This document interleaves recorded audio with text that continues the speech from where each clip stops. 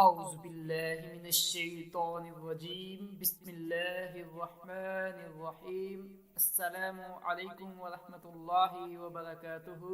آج کا سوال ہے کہ احتلام عورتوں کو زیادہ ہوتا ہے یا مردوں کو؟ اگر احتلام ہو جائے تو کن صورتوں میں غسل فرض ہوتا ہے کرنا اور کن صورتوں میں غسل فرض نہیں ہوتا؟ احتلام یہ ہے کہ سوتے یا جاگتے میں شہوت سے جوش کے ساتھ منی خارج ہوتی ہے۔ احتلام مردوں کو عام طور پر زیادہ ہوتا ہے اور عورتوں کو کبھی کبھار شاذ و نادر ہی ہوتا ہے۔ کپڑے پر احتلام کے نشان ہوں تو غسل کرنا چاہیے اگرچہ احتلام یاد نہ ہو۔ نیند میں احتلام محسوس ہو لیکن کپڑے پر منی کے نشانات نہیں تو غسل فرض نہیں ہوگا۔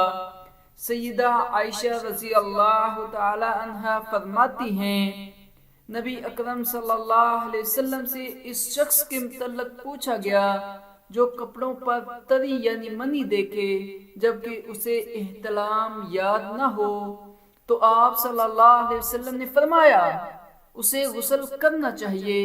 پھر اس شخص کے متعلق پوچھا گیا جسے نیند میں احتلام محسوس ہو لیکن کپڑوں پر تری نہ دیکھے یعنی کپڑوں پر منی کے نشانات نہ دیکھے، تو آپ صلی اللہ علیہ وسلم نے فرمایا اس پر غسل نہیں فرض۔ اس غسل کے احکام میں بھی جمع سے غسل والے ہیں۔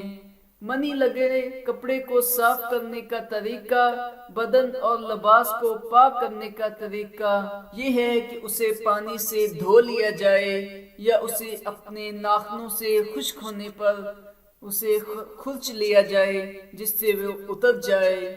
جزاک اللہ۔ ان ویڈیوز کو، ان معلومات کو صدقہ جاریہ سمجھتے ہوئے دوسروں تک ضرور پہنچایا کریں۔ اللہ